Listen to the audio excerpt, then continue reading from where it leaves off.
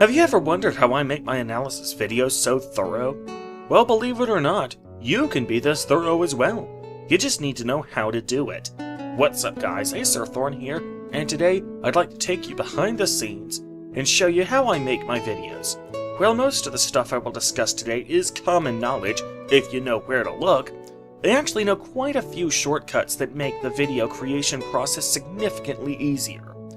While I will be going over the basic steps to making a YouTube video, hopefully the shortcuts I talk about will give you guys some inspiration to step up your own game. For this video, I will be using my recent analysis video, Why You Should Side with the Stormcloaks, as a visual demonstration.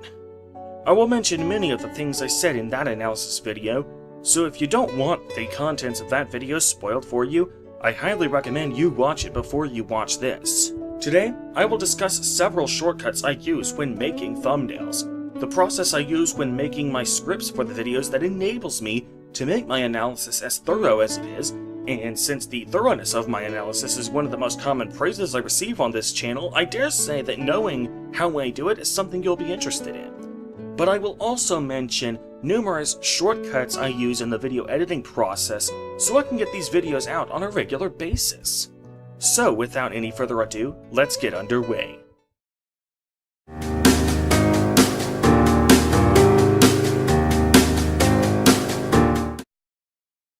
Now before I can make a video, I have to have something to talk about, because duh! Otherwise, what's the point, right? Well, when I first set out to make a video, the vast majority of videos I make usually begin with a single sentence. Either a question that I seek to answer over the course of the video, such as, does Skyrim still hold up? Or, should you forgive Baron Blade in WWE 2K19? Or a statement, such as an opinion or a fan theory, that I seek to prove over the course of the video, such as, Sadia is innocent in Skyrim's side quest In My Time of Need, or Bethesda isn't nearly as unethical as EA despite what its haters think. Now, some of you can instantly see where I'm going with this. These single-sentence writing prompts, which serve as the foundation for the entire video, are also used as the title for these videos. See, you can make the best videos in the world, but if nobody is clicking on the videos in the first place, all the effort you put into the videos ultimately amounts to fuck all. To get watch time, you need views in the first instance, and to get views in the first instance, you need good titles and good thumbnails.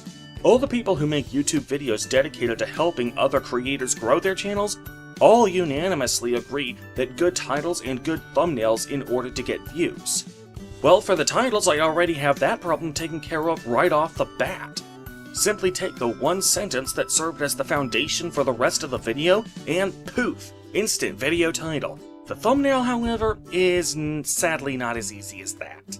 You may have noticed that my videos' thumbnails have started to take on a bit of a formula, for better or worse. There's one or two images in the bottom, with my channel icon in the top left corner. There's some text which explains the video's topic contained in two lines, a yellow line with black text, and a black line with white text. I have started using this thumbnail formula in order to give my thumbnails a sense of branding to them. Even without the channel icon in the corner, you can still instantly tell which channel this thumbnail style is from. I'm currently considering going back and redoing some of my older videos in this new style. Of course, it's one thing to want to have a sense of branding in my thumbnails, but why this specific style? Well, when making thumbnails, those aforementioned channels who give advice on how to grow your channels usually advise to have nice big text in your thumbnails so they can be easily legible on mobile. I have found that letters that take up approximately 1/6 of the thumbnail's height are the perfect size.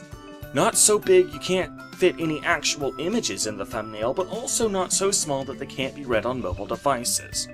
So the yellow and black bars at the top are designed to be exactly 1/6 the height of the rest of the thumbnail. I chose yellow for the top line because that is the most visible color to the human eye. In all of my previous thumbnails, I always strive to have yellow in the thumbnail in some capacity. With this new design, I already have that element of the thumbnail taken care of. The second line is black because that's a color that goes well with yellow. Simple enough, right? Now, the bottom section of the thumbnail is where I start to think outside the box a little more.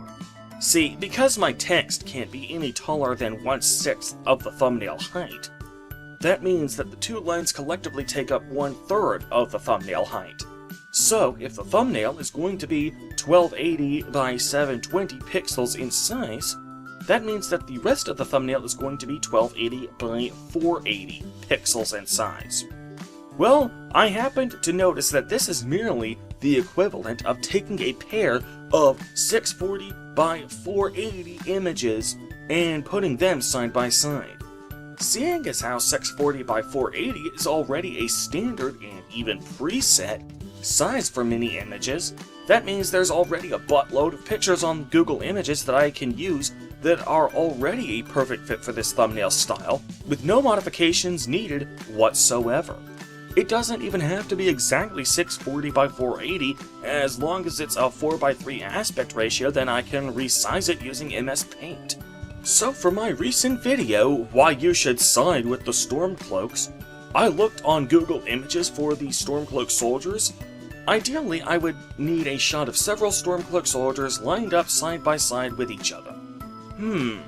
This one looks pretty good. It's not a 4:3 aspect ratio, but it's a lot wider than 16 by 9. It's 1280 by 640, so I suppose I could just crop out the top and bottom and get it to 480 pixels high. Let's do it.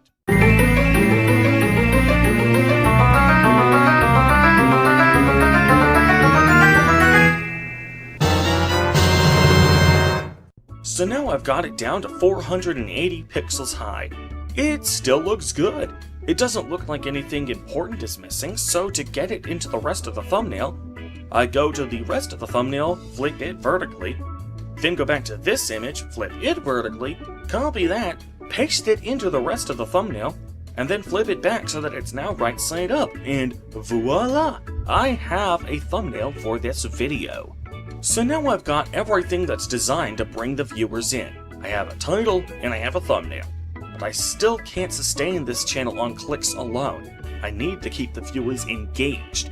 Otherwise, the lack of watch time will kill off my channel. So how do I make the content that you all came to see? Well, the first step is to create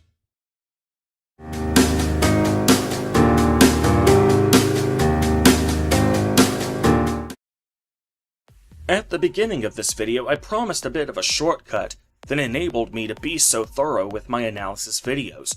Well, here we are. Before I begin typing out the full script for a video, I always make an outline for the video first. This is a trick that I learned in English composition class. Now notice that I did not say English class, I said English composition class. You don't take English composition until you get to college. However, once you get to college, English composition is the one class you absolutely always take in the United States, regardless of your major or your state's curriculum. The outline is an invaluable step in preparing my script. After all, it is a proven fact that if you write down your goals, it helps you achieve them. Being able to just go down the list and check off goals as you complete them one by one gives you a sense of progression. Now, if you've seen my video on why you should side with the Stormcloaks, you can see how this outline eventually led to the 20-minute video I ended up with. As you can see, every major point that I included in this outline was covered in the final video.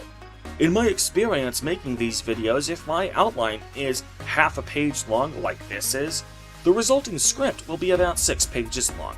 And if the script is 6 pages long, that usually amounts to about 20 minutes of total video length. I begin my outline by writing down all the main points I want to discuss. These main points are the arguments that I plan to make to convince my audience of my ultimate position, that you should side with the Stormcloaks. Once I have those main points, I then ask myself, how can I convince my audience of these main points? The main points will convince the audience to side with the Stormcloaks, but I need to convince the audience of the main points in order to do that. To convince you of my main points, I expand upon those main points by including various pieces of in-game content that support my main points. So for example, I want to convince you that the Empire is weak and entirely unfit to rule. To do so, I point out how the Empire is already on its last leg to begin with, how they're entitled, power-hungry dicks, and how Ulfric used diplomacy at first only for it to get him nowhere. Once I am able to demonstrate these things, my first main point should be conclusively proven.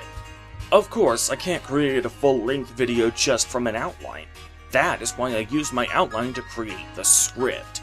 This is when I type out everything I want to say verbatim. I can't afford to skim on the details here. Everything has to be in full, grammatically correct sentences. The outline serves as my guide, so I can focus on one specific topic. But if I didn't have that outline, and if I just cut straight to writing the script, my script would likely have been a garbled, incoherent mess. Every sentence would be grammatically correct, but I would likely jump around, ping-ponging between ideas. But thanks to the outline, I can fully talk about one idea before moving on to the next one. This gives my scripts a much more coherent ebb and flow.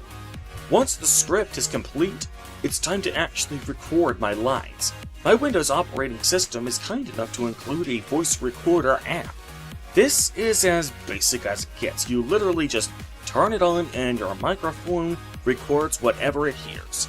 That's all this app does, but quite frankly, that's all I needed to do. No sense paying for elaborate software with about 100 different features I'm never gonna use. When I record, I do so one paragraph at a time. It sounds something like this. In Skyrim's Civil War questline, who should you side with, the Empire or the Stormcloaks? Well, you saw the title of this video, so you already know I'm siding with the lander. Today, I'd like to explain in great detail why. What's up guys, Acerthorn here, and welcome to another video game lore discussion video. I do these story analysis videos on a regular basis, so if you'd like to see more of them, hit that subscribe button to stay notified. This way, if I end up stumbling over my words or reading something wrong, I only have to go back and re-record that one paragraph. This is another one of my special tricks. Instead of recording the entire script in one go, I do it in much smaller and more manageable chunks. As I pointed out at the beginning of this video, I have noticed quite a few struggling YouTube channels who seem rather intimidated by doing very long videos like I do. Case in point, a 5.5-minute review of Dark Souls 3. This is one of this girl's favorite games, and she only has 5.5 minutes worth of stuff to talk about? When I do a retrospective of an entire game all at once, you guys are in for a marathon. 70 minutes, 90 minutes, 2 hours, 3 hours. I do not fuck around when I review whole games. Well, I'd imagine that one of the biggest reasons is the fear of making the slightest boo-boo right at the end and having to throw out the whole recording and start over from scratch, like an old NES game when you just lost all your lives. With my method, if I screw up, it's more like a save state than a game over.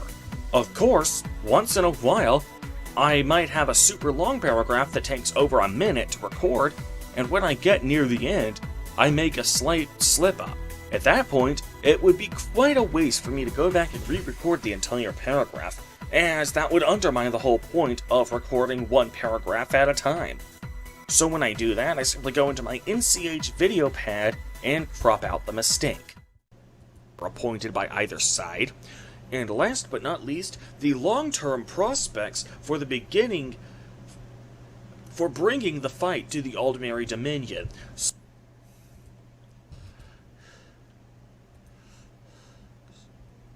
The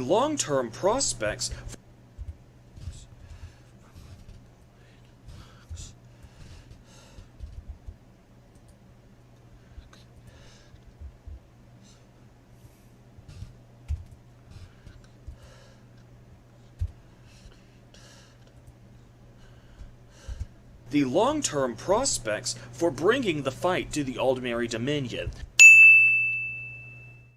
So once the paragraph has been recorded, I rename it.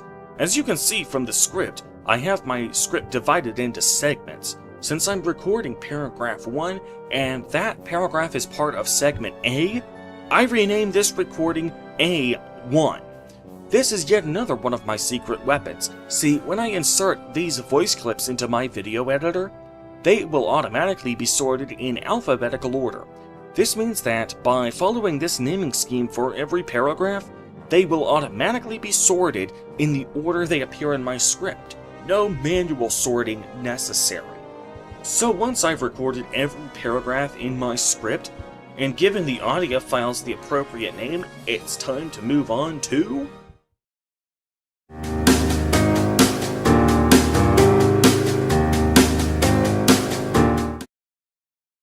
Despite the fact that I still have quite a few shortcuts and secret weapons to mention, the video editing process is still hands down the most time-consuming part of the entire video making process. I could only imagine that it would be absolutely unbearable if I tried to make videos as long as I usually do without any of my numerous tricks. Now, first things first, I need to amplify my own voice. This might sound like a pointless step to you, but that's probably because you're used to me amplifying my voice. Here is a clip from the first ever video I ever uploaded to this channel, back when I did nothing but Let's Plays. And others that you pretty much cannot live without. Imperial. You can get a lot of... You can barely hear me! So as you can clearly see, amplifying my voice is pretty essential. Fortunately, I'm in good hands, because I use NCH Video Pad for my video editing needs. NCH Video Pad is hands down the most intuitive and user-friendly video editing software I have ever seen, and I highly recommend it to anyone who is serious about growing on YouTube. They have all the advanced features, but the most important thing is that figuring out how to use them is a breeze. Have you ever tried to use the Windows command prompt without having a tech support guy telling you exactly what to type right down to the letter? That's basically how I feel about all those fancy smancy $150 video editing apps out there that have the same features as NCH Video Pad but none of the user friendliness. They give you a free trial with their app, you know. They allow you to export one whole video for free before they ask you to pay for a license. So you have no reason not to give it the old college try. By the way, this video is not sponsored by NCH, just so you know. I'm singing its praises because I truly believe it is the best video editor out there. So when I insert my recorded voice clips into NCH Video Pad, I can simply apply a couple of audio effects to them. One of them is amplify. It should be pretty obvious what that does. Another one that I like to apply at the outset of the editing process is an effect called noise removal. This will completely silence anything in the audio file that is below a certain decibel threshold, while leaving anything above that decibel threshold intact. This is useful for editing out things like my breathing, the box fan that keeps me cool in the summer, the neighbor's dogs barking, etc., etc. I can apply both of these at one time using NCH Video Pad's Templates feature. This allows me to save a combination of effects and instantly apply the entire combination all in one fell swoop. Did I mention I love the crap out of NCH Video Pad? Anyway, I apply the amplification and noise removal effects to each of my audio files. Then I create multiple sequences in my Video Pad project. I name my primary sequences after the segments in my script and place my audio files in those sequences. This is why I named the voice recordings with a letter and a number. It makes it easier for me to remember which voice clip goes in which sequence. I then create a few extra sequences. These aren't meant to be exported into MP4 video files. They are designed so that I can chop up pieces of audio or video clips so that I can then copy and paste them into the primary sequences. They're the cutting board, not the skillet. I put the letter Z in front of the word extra so that they appear after the primary sequences when I'm switching to the Sequence tab. Once that's complete, I then go to each individual voice recording and remove the silent portion at the beginning. See, when I'm recording, I usually have to give my voice recorder app a second to warm up and actually start processing the recording. If I don't let it warm up first, I risk the first words of my paragraph not getting recorded. So I play it safe and wait until I know for a fact that it's fully warmed up before I start speaking. This, however, usually results in a rather awkward moment of silence in the raw voice recording. To prevent this sort of awkward pause happening multiple times in my video, I prefer to go into my video editor and give it the old snippy snip. Once I have removed the awkward silence from every paragraph, I then go into the aforementioned Sequences tab and start exporting sequence audio as new files. This seems like a really stupid and pointless step, but it's yet another one of my secret weapons. See, because I amplified my voice, that means that once I save that audio to a new file, the humps in the audio timeline will be much more pronounced than they were originally. This makes it much easier for me to identify where certain parts of the audio are located in the timeline. It also serves another purpose which I will discuss momentarily. So once I've created the new voice clips, complete with amplification and noise removal, I now move on to one of the biggest time savers in the entire video editing process, playing the audio of each segment, stopping in spots where I want to add specific visual effects, and rather than adding the effects, I simply use the L key on my keyboard to split my voice clips in that spot before continuing with the voice clips. Videos on a regular basis, so if you'd like to see more of them, hit that subscribe button to stay notified. My very first...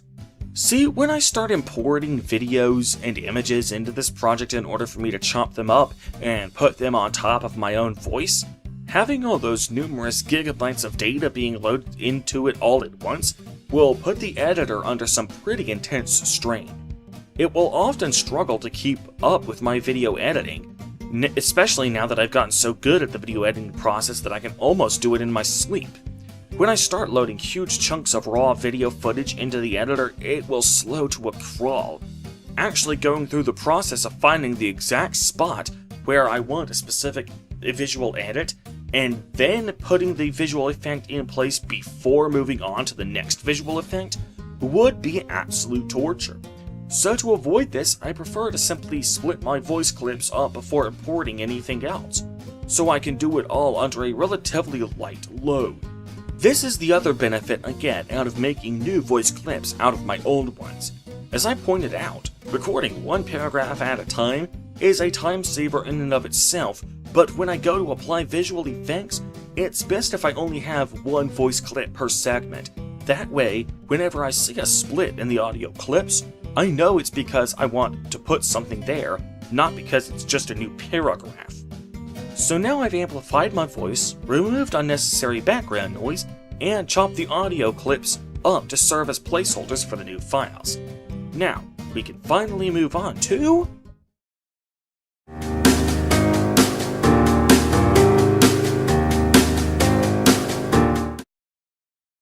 I apply what is known as B-roll footage last.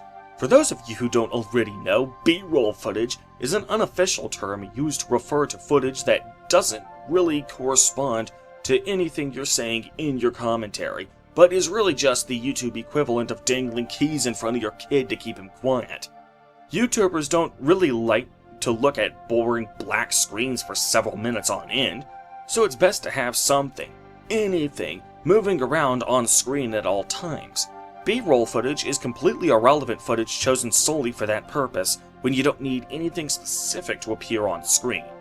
Well, I saved that for last since, as I mentioned before, VideoPad will have a tough time keeping up with thousands of megabytes of video all at once, and the footage that I intend to use as B-roll footage will be given equal priority to anything I need for a specific purpose, since VideoPad obviously has no way of distinguishing between the two. So my first order of business is to apply the visual effects where I need something specific to appear on screen. So as you can see from this segment, I need to put the subscribe icon into the timeline in order to remind everyone to, subscribe. I go through every segment in this project applying the specific video or image assets wherever I need them. If you're a regular to this channel, one visual effect you may have noticed I use from time to time is the use of red underlines to emphasize bits of text, such as from an in-game book or from a web page. I actually use still images to achieve this effect.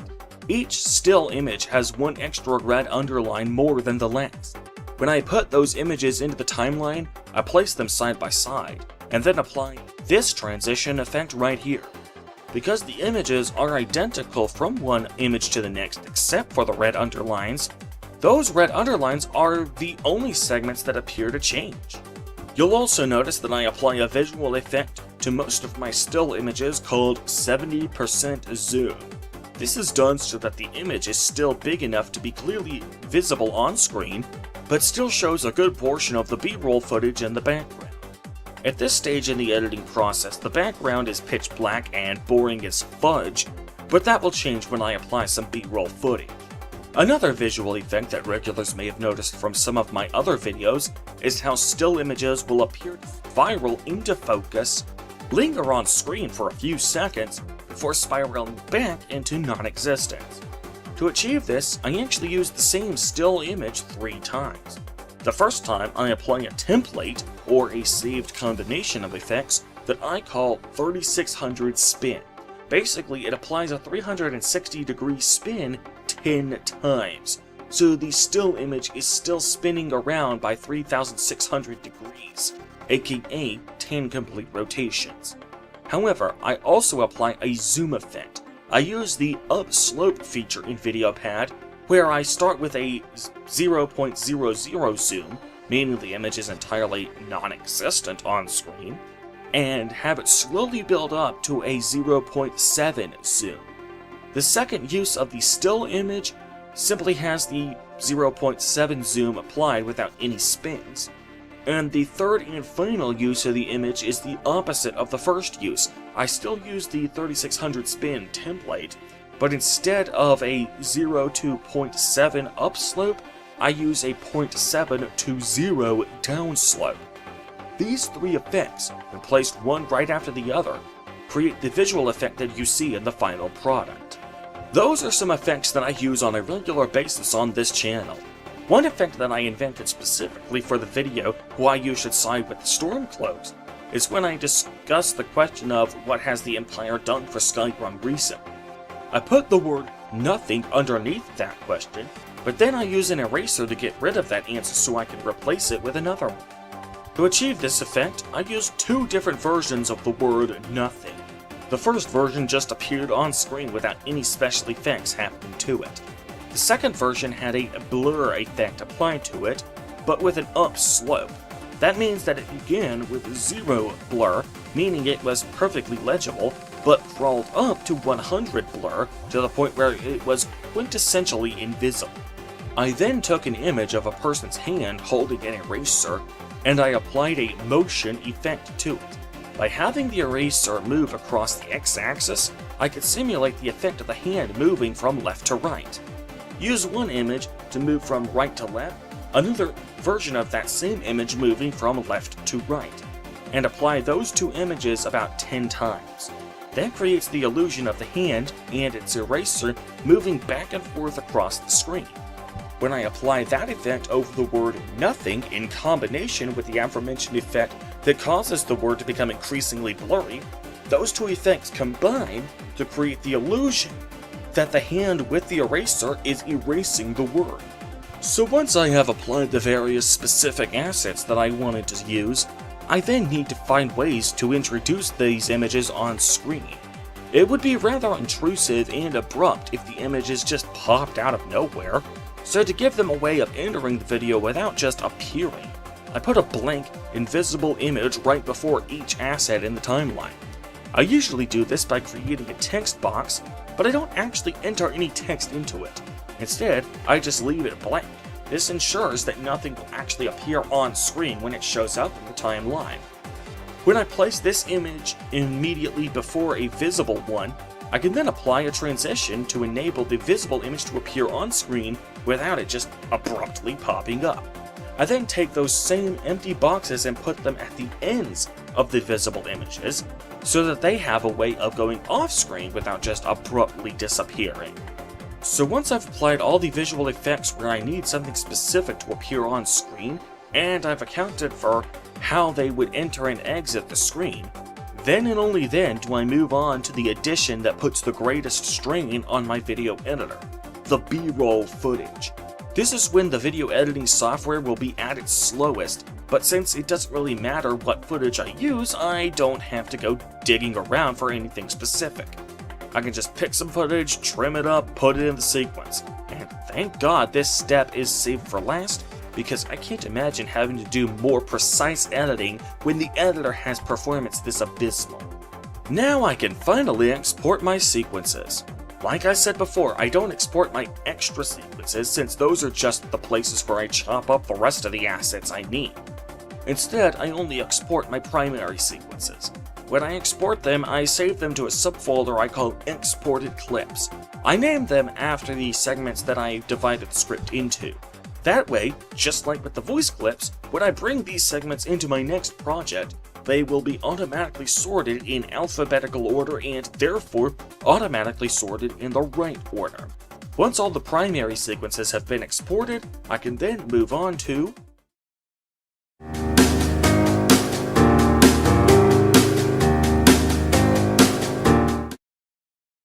well, we're in the home stretch, ladies and gentlemen. I open up a new empty project and import all of my previous segments into it. Now, before I do one final export, it would be nice to have some background music, wouldn't it? Well, for my videos that aren't normally tied to a specific IP, I usually prefer to go to the YouTube channel Audio Library Free Music. This channel is dedicated exclusively to hosting music that is filed under the Creative Commons license, which means that I am allowed to use this specific music without royalties, and I'm still allowed to monetize the videos I use them in. Once I get 1,000 subscribers, that is. While there are several channels dedicated to hosting Creative Commons music, I prefer Audio Library Free Music because they sort their songs into playlists based on the primary emotion that each song invokes. This makes it a breeze to find music that perfectly fits the tone I'm looking to set for my own videos. For example, all the background music in this video is taken from the happy and inspirational playlists.